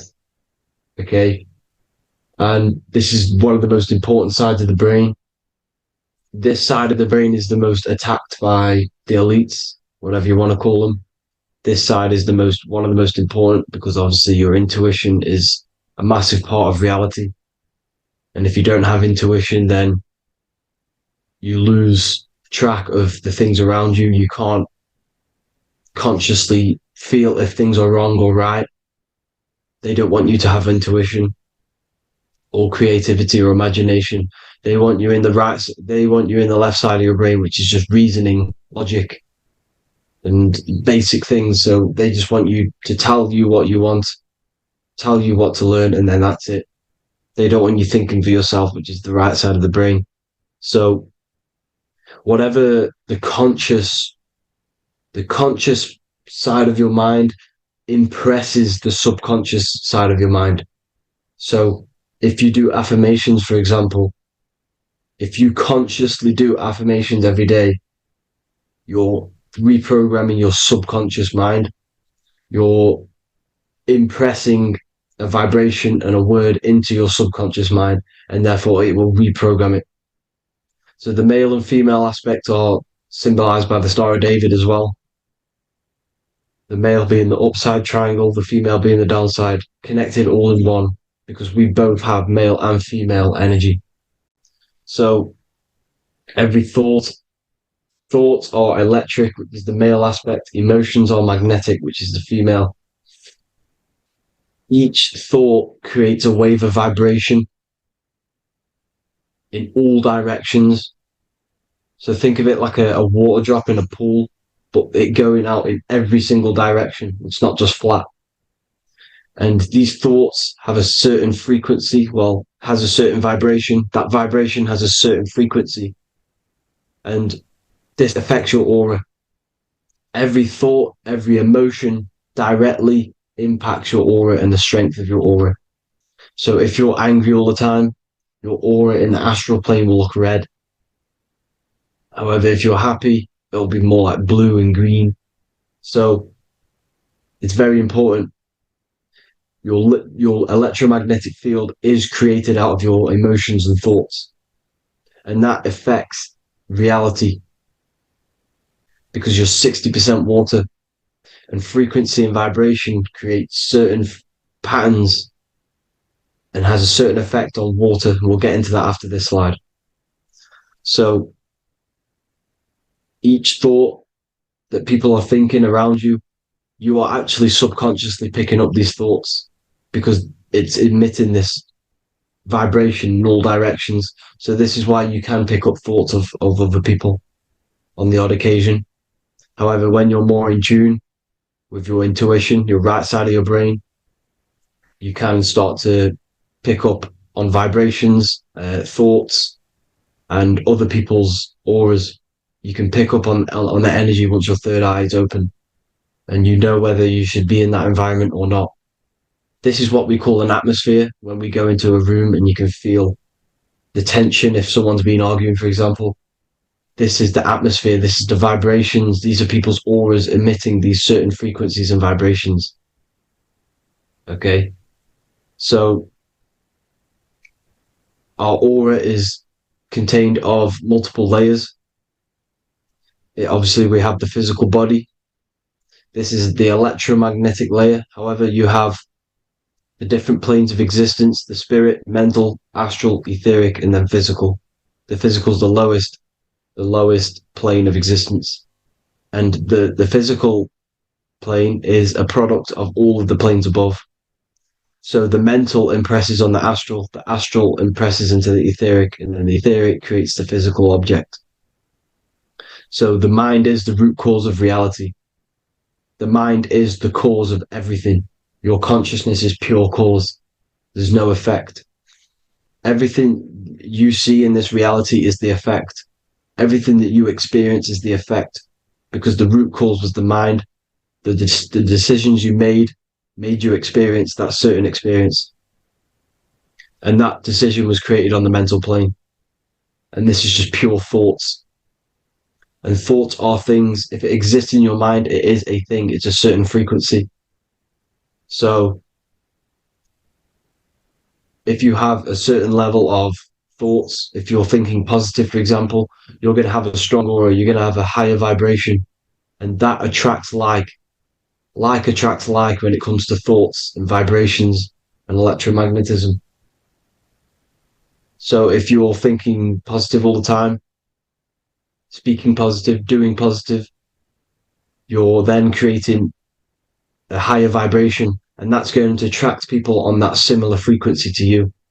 Everything is electromagnetism, frequency, and vibration. Everything. You see, so this is why, for example, if I put my hand to a TV screen, if my finger was the same vibration as the TV screen, it would go straight through it. However, the particles in my hand and the particles on the TV screen are two separate vibrations, and this is what causes the friction to stop, and not my finger to go straight through it. So like I said, when you don't feel the vibe of someone, when you don't feel right, you don't really get along with someone, this is a vibration.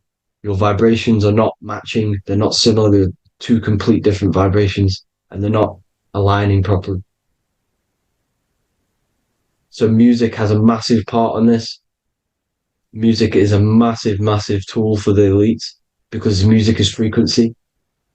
And in 1975, the musical instrument are all tuned to 440 hertz. So Spotify, Apple Music, most of the music on YouTube is all set to 440 hertz. And 440 hertz is not divisible by 3, 6, or 9. And when you can't divide a frequency by 3, 6, or 9, it's not a natural frequency. As you can see here, this is 432 hertz. This makes a nice geometric pattern. However, 440 hertz is a distorted pattern. So when you listen to this, this actually shuts off the whole right side of your brain. Like I said at the start, this is the most attacked side of your brain. It's to do with creativity, imagination, intuition. When you listen to 440 hertz, it shuts off the whole right side of your brain. And obviously shutting off all of these forms of your brain. Music is a very, very powerful tool for the elites, because it's the only thing which can enter your soul or your ears without consent, your body without consent. Everything else has to be through consent. You choose whether to eat something, you choose whether to drink something, but frequency, you're going to hear it no matter what. This is why it's so powerful. And music influences the body in many different ways. It's the most powerful imitator of everything. It directly affects all listeners. It directly affects intentions, gestures, movements, and actions. It stimulates your mind, and certain songs, certain catchy songs, can reprogram your subconscious mind, invoking certain emotions. This is why when you listen to slow beat songs, it makes you feel more sad. When you listen to upbeat songs, you feel more energetic. This is because these frequencies have a profound influence on reality and on how you feel. Because like I said, you are 60% water. And as you can see here, each frequency creates a different geometric pattern. And inside of you is 60% water. So like I said, 440 hertz is going to make a distorted pattern in your water. And this is going to have a profound effect on your emotions and your reality. So like I said, health is not just the body. You are made of body, mind, and spirit. You need to look after what you put in your body. You need to look after your spirit and look after your mind. It's very important to keep all these in balance, because once one of these are unbalanced, it affects the other two. So if you're eating wrong, it's going to affect your spirit and mind. If you're thinking wrong, it's going to affect your body and spirit. These are all interlocked. You have to look after them all. So it's very important you understand music. Stop listening to low vibrational music. To be honest, you want to listen to music without any sort of speaking inside of it. You just want pure frequencies, which are the solfeggio scale, like one of these, for example, 432, 528 hertz. These are all good frequencies. It's called the solfeggio scale. And these frequencies make you more in tune with nature. 528 hertz is what the earth vibrates at. So it's very important. And the Rockefellers are the one who changed this to 440 hertz. The Rockefellers, one of the elite families. So if you want to manipulate reality, it's very important to have your chakras aligned and having a high vibration, because the higher your vibration, the more powerful your words and your intentions are on reality. So the lower your vibration, the harder it is to affect reality, because you're on a lower state of consciousness. Like I said, you have the mental, astral, etheric, and physical. Everything is a product of the one above. As above, so below. This is what Hermes Trismegistus was saying in the Egyptian days. This is where it comes from. As above, so below. If you affect above, it directly affects below. So like I said, meditation helps on this, helps align your chakras. Think positive, feel positive. Like I said, your feelings are magnetic, your thoughts are electric. So once you combine these two together, you're then creating an electromagnetic frequency. And that will have profound effect on reality. So the law of cause and effect. The law of cause and effect. Every effect has the root cause. Like I said, your mind is the root cause of everything. Every decision you make is having a different effect on reality. Everything happens for a reason due to the root cause, which is your mind. You choose everything that happens in your life. Okay? So it's very important you understand this and you constantly make the right decisions, the good decisions, to have good effects on your reality. You have to be very conscious of this law, because nothing escapes this law. This is the law of all consciousness. So think about it. Imagine a massive ball of consciousness. However, off this ball are different sparks, and each one of these sparks are in each and everyone's body. This spark is governed by these laws, the law of cause and effect, the law of correspondence, the 7 hermetic principles. It's very important you understand this, because this mass ball of consciousness is what is obeying these laws, and everyone has this spark of consciousness inside their third eye. And like I said, everyone is the same consciousness. This is why if you do bad onto someone else, that will directly affect your reality. So if you hurt someone, it's going to come back to you in one way or another, because you are that same consciousness. This is like a mirror reality. As within, so without. Whatever you feel on the inside, you're gonna see that on the outside. You're gonna experience that reality, whatever you've impressed. So there's different ways to bend reality to your will. This is kind of a sort of magic. So obviously you have black magic, which is manipulating reality to harm and influence others, or to be very selfish. And then you have white magic, which is manipulating reality for the good of humanity.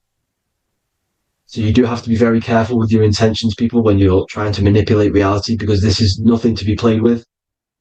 If you are manipulating reality for the wrong reason, it's going to come and bite you in the ass in some way or another. Because everything is balanced. Everything balances out in this reality. Nothing escapes the laws. Not one thing escapes the laws. So if you're stealing from yourself because it's just going to come back in a one way or another. Inside of everyone's heart, you know whether you're doing good or wrong. You know, you can feel it when you do something wrong. You can feel it when you do something good. The heart is the center of the torus field. It's balance. And this is why you say follow your heart, because it's the center of the torus field. It's very important to listen to this inner voice inside of you, because that is telling you the right things to do, the good decisions to make. And when you keep following that voice, that good voice inside of you, it takes you to your life path. Very important to follow that voice. However, don't let the ego get in the way of it. Don't care what your friends are going to say. It's very important to understand this. So you have different ways of manipulating reality. You have sigil magic.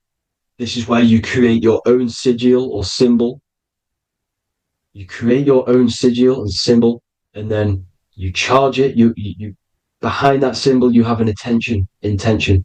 So, for example, if you want to manifest wealth, you create a sigil which represents what you want.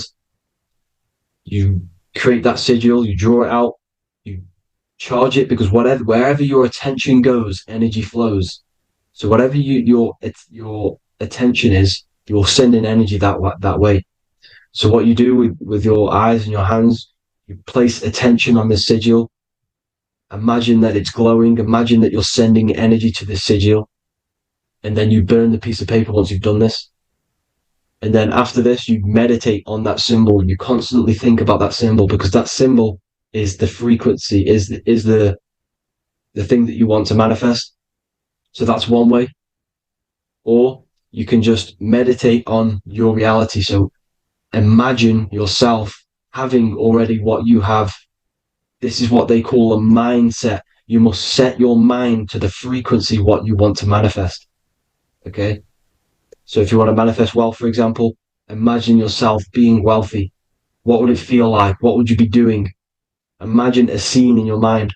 Constantly do this, and you're putting out that frequency. Like I said, you must think, because the thoughts are electric, and then you must feel, which is magnetic. Together, this creates an electromagnetic frequency, and this is how you attract things to you. You will attract the certain people to come in your life to bend reality to your will.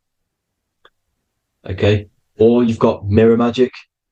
Stare yourself in the mirror, because a mirror reflects light. It also reflects energy. So you've got to be very careful with what you say to a mirror. You've got to be very, very, very careful, because whatever you send into that mirror is directly sent straight back to you. So if you're thinking negative, you're sending negative energy back straight to you, and that's going to have an effect on your reality.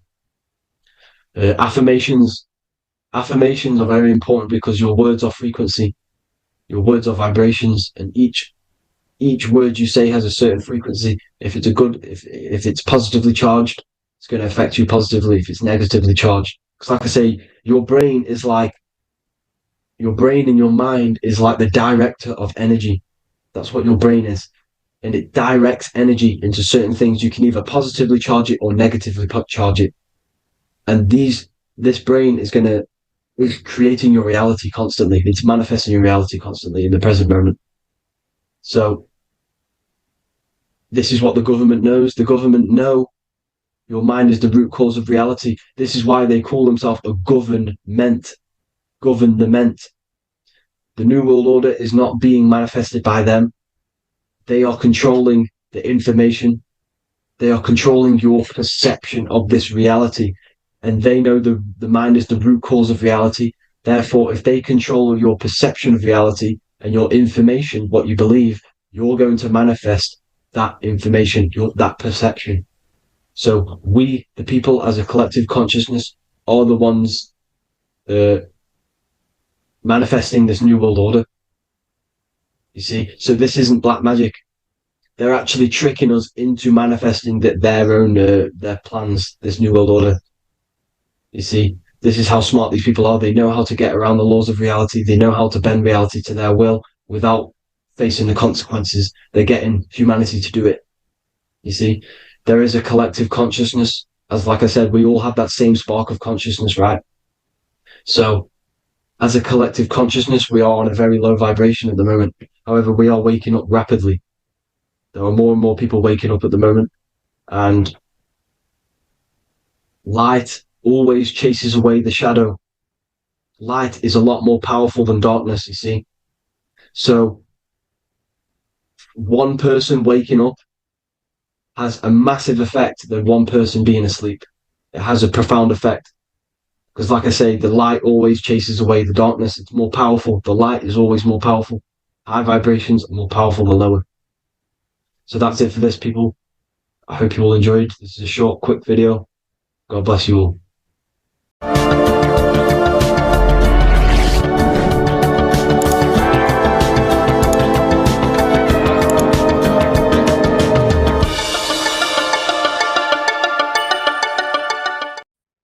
You are not breathing correctly. 98% of people only use a third of their lungs capacity, which is shallow breathing, which ages you, lowers your brain capacity, and also lowers your state of consciousness.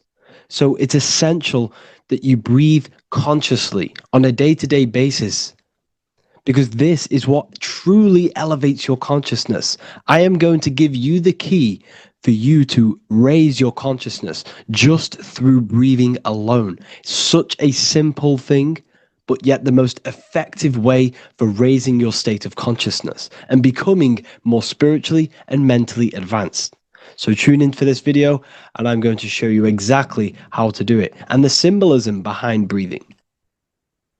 Air is more than just air. It carries electromagnetic energy. So now I'm going to give you the science behind this spiritual truth. This invisible is magnetically attracted to these two opposing forces, opposing magnets. This is proof that air, liquid oxygen carries electromagnetism. When you are breathing electromagnetism, the essential life force behind all living beings. This is known as energy or prana, chi, ether, or spirit. This is all the same thing. Air is not just empty space. It is energy. It is prana. It is life force. It is spirit. It is ether, chi, prana. You are an electromagnetic being. Your consciousness is in direct correlation with your electromagnetic aura or biofield around your body. Your state of consciousness is mirrored within this field around your body. Now, your breath, when you breathe in, you're breathing electromagnetism or life force. Breath is the vital link between the physical and the spiritual, bridging the body with the soul. Through breath, we connect with both tangible world and deeper, the unseen realms of energy and consciousness.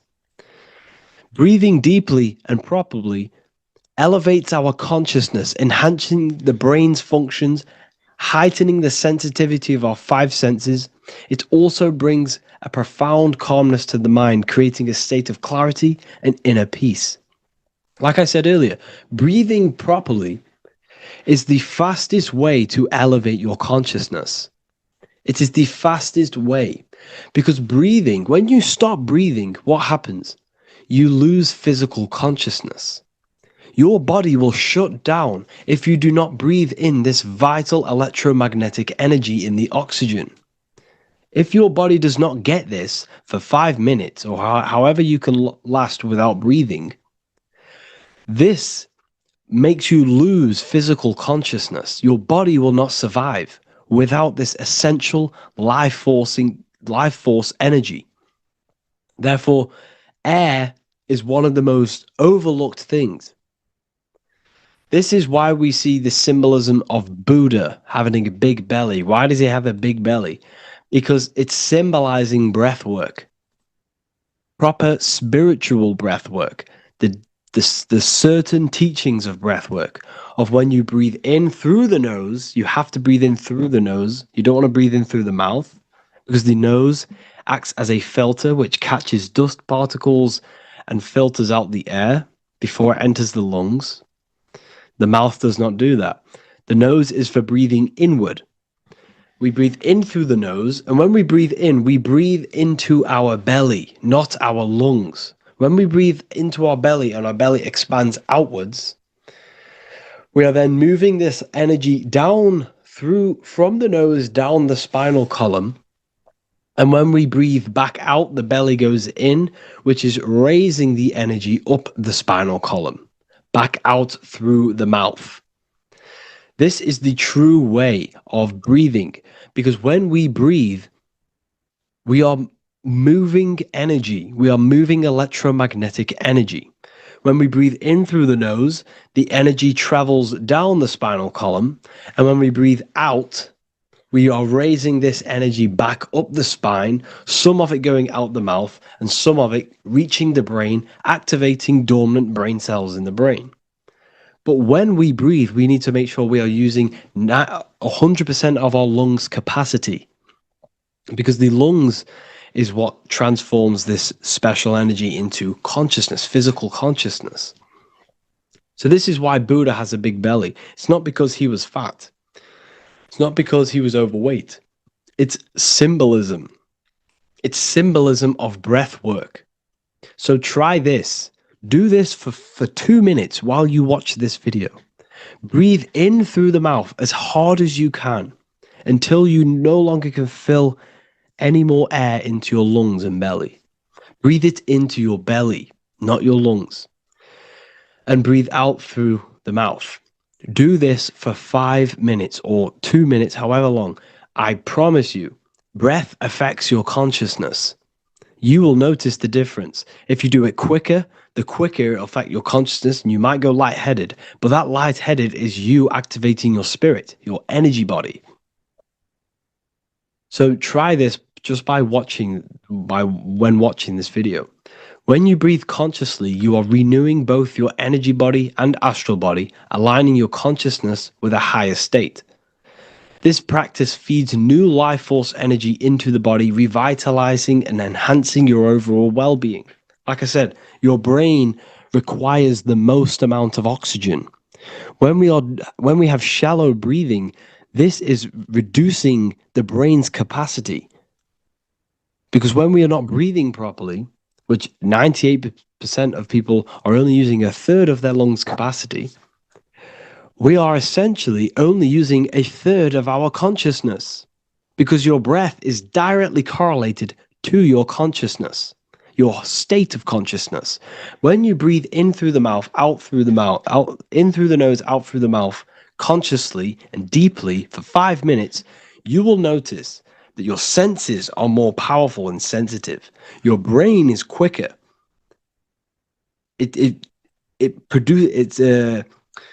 What's the word? It processes information quicker. You become quicker. You become a superhuman, and you feel more spiritual because it activates your spirit, your astral and energy body. So when we meditate, it's definitely important to breathe in through the nose and out through the mouth as deeply as possible to align with a higher state of consciousness. And this is the easiest way to separate your consciousness from the body. When you breathe in deeply for long periods of time, while meditating, while taking no thought, when no thought is present and you gain a rhythm of deep breathing, this is the gateway. This is the gateway to opening your consciousness. Because when you stop thinking, other aspects of your consciousness can open up. All of our lives we've been thinking, which has blocked off the higher states of consciousness. So breathing is very, very important. It affects our overall well-being. And this is Yahweh, the in and the out of breathing. When we breathe in, this is Yah. You can hear it. It sounds like Yah. And when we breathe out, that is Way. This is the name of God, apparently. But God is within you. You can connect with God. You can connect with source consciousness within you by breathing, by raising your state of consciousness through breathing and meditation. This is why the Bible tells you the Spirit of God has made me, and the breath of the Almighty gives me life. You are consciousness. You are God. You're an extension of God's consciousness. Job 27:3. as long as my breath is in me and the Spirit of God is in my nostrils. The Spirit of God is through breath. John 20:22. And when he said this, he breathed on them and said to them, receive the Holy Spirit. The word spirit means breath. In Greek, Hebrew, Latin, it all means breath or wind or air. The Holy Spirit is a certain way of breathing, a breathing technique that elevates your consciousness, that syncs you up to a holy consciousness, an elevated state. That is the Holy Spirit. That's why it tells you in the Bible, when he said this, he breathed onto them. He breathed onto them and said, receive the Holy Spirit. You must breathe to receive the Holy Spirit. When you breathe, you are renewing the body's energy. You're taking in new life force, which is regenerating your cells, regenerating your brain, nervous system, and also connecting with consciousness, pure consciousness. This is not something that we should be doing during meditation. Yes, it is. We should be doing it during meditation, but this is something that we need to apply all of the time. This is the fastest way you can raise your consciousness. I just want to say, all of this knowledge is inside of the Book of Wisdom, Volume 2. Make sure to give a like and a comment on this video to help the algorithm. And let me know what you think about the last book or this book if you have read them, to let the new people know what they're looking at with this book. This is truly life-changing, the Volume 2 and Volume 1 is truly life-changing. You can get them in a bundle also. Learn hidden knowledge inside of the Ethereal University. This is where truth seekers belong. I'm not here to try sell you this, but this is the place for truth seekers. And if you are serious about your spiritual journey and serious about gaining knowledge, which gives you the advantage over life, join Ethereal University. This will definitely help you. Thank you for watching this video. Please leave a like and comment. Make sure to give me any suggestions on videos that you want me to make in the future. Thank you all.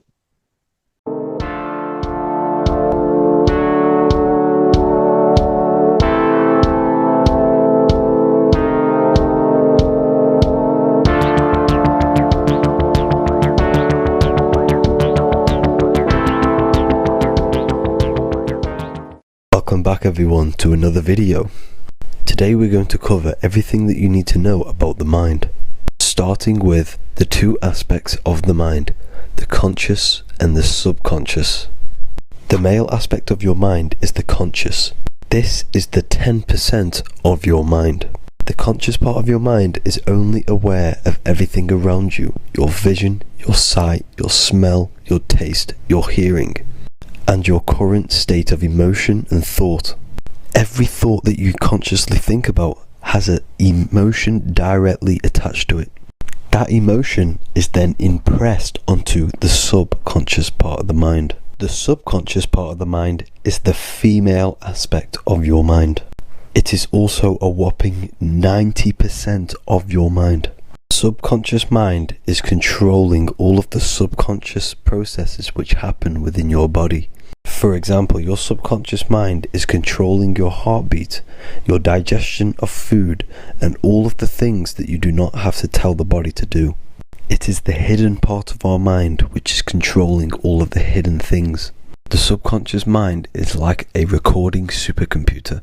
Everything that you have experienced in your life is all recorded and stored within the subconscious mind. One of the most important things about your subconscious mind is that it stores your mental programs. Everything in the subconscious mind manifests into behavior and actions within the body. Your daily basis routine and habits are all mental programs within your subconscious mind. These mental programs are created by mainly two ways. 1, repetition, and 2, emotional impact. The repetition is fairly simple to understand. The more you do something, the more it impresses onto your subconscious mind and becomes a program. That program will then manifest into your behavior. However, with the emotional programs, they work a bit different. The stronger that you feel an emotion, the stronger it is impressed onto the subconscious mind. and then that emotion becomes a program. For example, you had a very traumatic moment happen when you were a young child. The emotion that you felt was so strong in that moment that it impressed into your subconscious mind so hard that you can recall that moment like it was yesterday. That traumatic event that happened to you when you were young will still manifest into your daily basis behavior even to this day. However, it manifests subconsciously. For example, if you were in a car crash, you will be wary to enter cars with certain people. All because of that traumatic emotion that you felt and impressed onto your subconscious mind. Another example of the subconscious manifesting into our behavior is posting on Instagram. Most of the time, the reason why you post is because your subconscious mind is seeking gratification. So before you actually do something, question yourself and find out the root cause of why you are doing this. Another thing that you need to understand about the subconscious mind is that it takes everything you say and hear literally. So for example, if you go and say, "You are an idiot" to someone, your subconscious mind will only pick up the word idiot. It only knows yourself. It doesn't know anyone else. You are casting a spell on yourself just by saying that to someone else. This is why the golden rule is to treat others like you'd like to be treated. Now, you can rewrite these programs which are already in your subconscious mind. However, it does take consistency. You have to change these programs which have been running for years. And by changing these programs, you change your behavior, because these programs manifest into your behavior. The best way to do this, personally, is to listen to affirmations first thing when you wake up in the morning, and do this for 10 minutes every single morning. Then at night time, you want to think and feel that you are becoming the reality that you desire. The more that you feel this reality, the more it will become a program and impress your subconscious mind. For example, you're trying to gain financial freedom. If you trick your subconscious mind into creating a program saying that you are financially free, this will manifest into your behavior. You will start doing more work. You will start looking for ways to make money. Your mind will be set on the frequency of money and financial freedom. Therefore, you will receive thoughts based around this program. If you take enough action, your life will dramatically change because of this program that you created in the mind. This is why we call it a mindset, because your mind is a frequency tuner which sets its frequency onto different thoughts, because thoughts are frequency.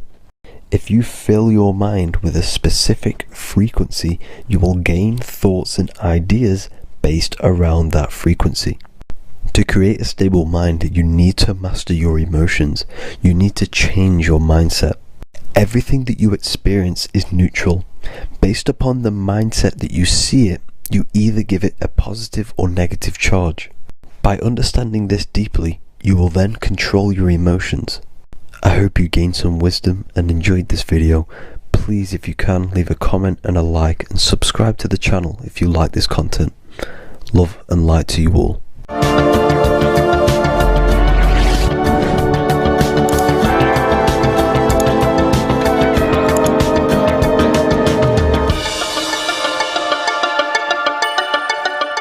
Welcome to Revival of Wisdom. This video is going to be about the flat earth and the breakdown of the whole cosmology. We're going to be digging very deep. I've got a lot of pictures and images to show you, and a lot of dots to connect. So let's start with the Freemasonry art. So this artwork we have here is the Freemasonic cosmology, as they know and believe. So what is it symbolizing? We obviously have to start off with the 4 pillars representing the 4 corners of the earth. The 4 corners with duality. You see, there's everything on earth. There's good and evil. Good, evil, positive, negative. good, bad. This is the checkerboard. This is what it symbolizes. Okay. Obviously, we have the sun, the moon. The sun gives you energy. It's the anode. The moon is the cathode. It's the opposite. It takes your energy. So therefore, you become sleepy when the moon comes out. You see, everything on Earth, everything in the universe is balanced. There's complete balance symbolized by duality. There's always two opposites. We have the all-seeing eye, and obviously 7 stars representing the 7 planets, but not planets as in we know planets. They're not physical spinning balls of gas. They are energies. They are lights emitting from the realm above this realm. They are lights through the firmament, through the electromagnetic field. So let's go through that again. The 4 corners, duality, positive and negative, cold, dry. Everyone on Earth has an opposite. Everyone, there's 2. Okay. And then we have the sun, the moon, the 7 planets with a 5-pointed star. What's the 5-pointed star? Of course, it's the 5 elements: spirit, water, earth, fire, and air. Okay. That's what the 5-pointed star is symbolizing, the 5 elements of Earth. And then, most importantly, we have the compass. The compass is very, very important, hence why it's in the center. The compass is symbolizing many, many things. And one of the most important things, but we'll get into that after. We have a boat with water outside of the Earth. So we have a boat on water, symbolizing the waters separated by the firmament, the waters above, separated by the firmament from the waters within the firmament, the Earth. So this is what it's symbolizing. So the compass, what's the compass? This is where the compass comes from. The Polaris, the most important star there is, because it's in the center of Earth. The sun, the moon, and the black hole, black sun. Because all creation comes from center, the seed center. Okay, but we'll get into this after. But also, this is a very important Masonic symbol because they use this symbol a lot. This is one of their main symbols, hence why Neil Armstrong has the Masonic ring with the compass on it. The people who supposedly went to the moon, which obviously they faked to push this globe model, because the globe model is based upon fear. Because the globe model, if they can sell you the globe model, they can sell you anything then. You don't know where you actually are. The globe model is to push fear upon the masses, because the globe model means there's not enough resources. There's also risks of asteroids hitting the planet. There's also risks of space, extraterrestrial invasions, global warming, asteroids. You see, this is all the fear that they can gain off selling you the globe model. Okay, because they don't want you to know that this is an intelligent design. And also, they're hiding God, the creator, the source. This is why they are satanic. They are opposites. They are lefty, Lucifer, right, righteous, godly. Hence why they do the symbolism on their eyes. 666. This is another famous, famous astrologer, astronaut. This is another famous astronaut doing 666, showing that he's in the alliance of the occult. But even look at their 10th anniversary stamps. They have a Masonic compass on there. Also, the order out of chaos. Order out of chaos double-headed eagle. Okay, the Order Out of Chaos ring, which they wear. So all of these astronauts are in the occult. They are lying to you. They are in with this order, this Masonic New World Order, whatever you want to call it. So let's break this compass down a lot more.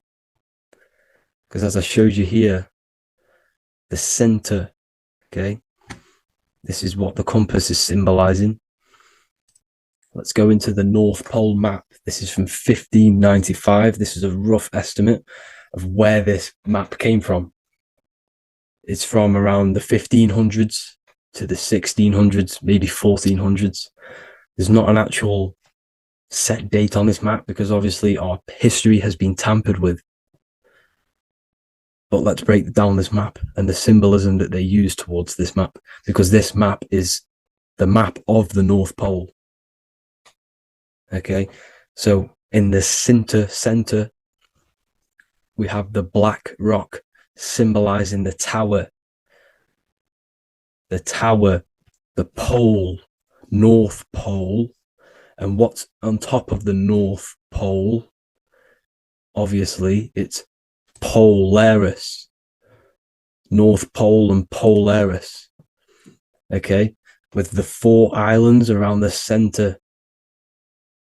Okay, 4 islands around the center. And this is what blew my mind, right? They say that Santa sounds similar. And if you look at this pole that's pointing to the North Pole, you see this line here. So this is obviously from the 1600s. What color is Santa? He's red and white.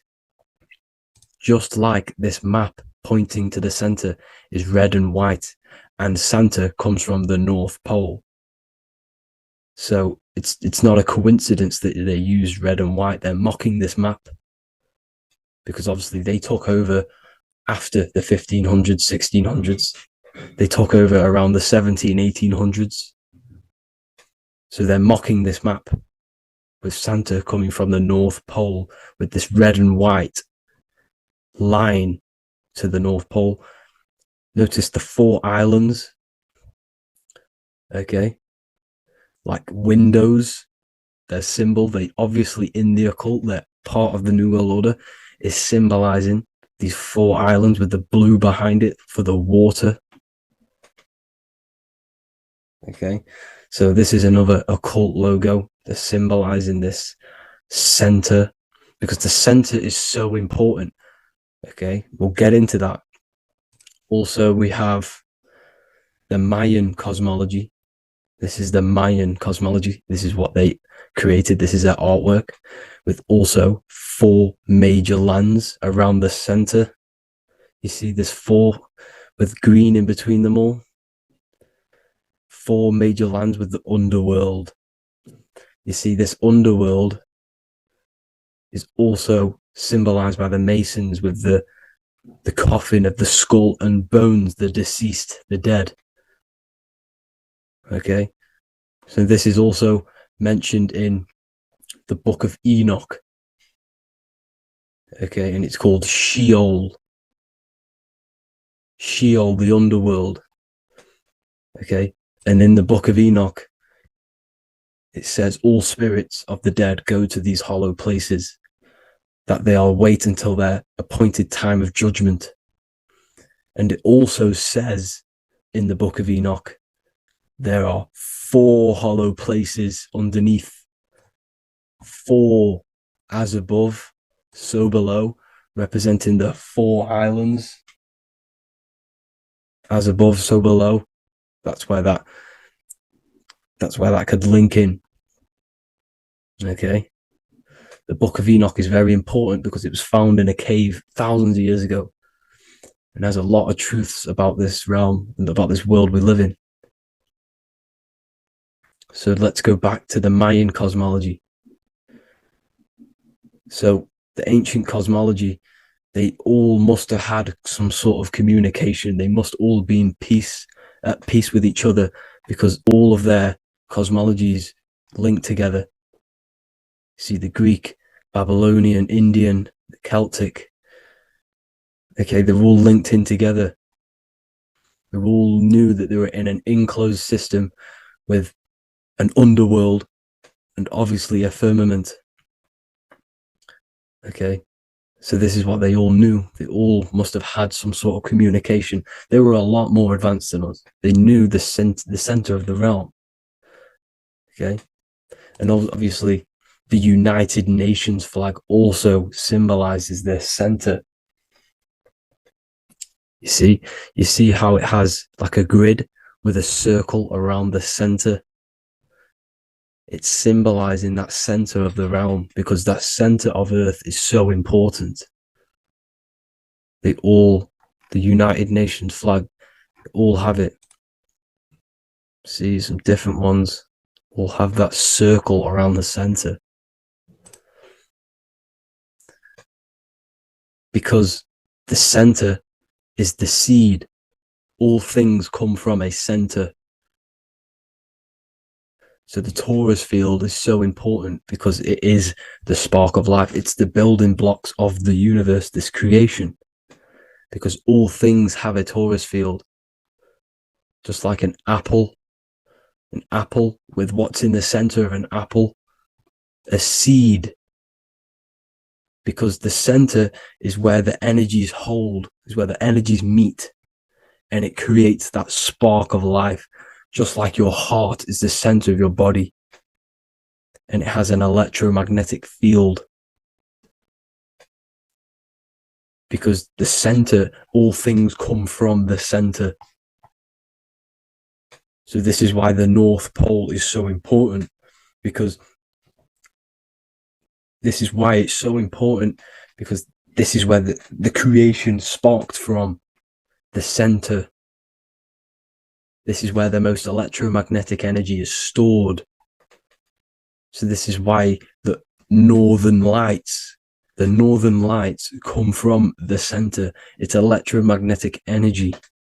This is what the northern lights are.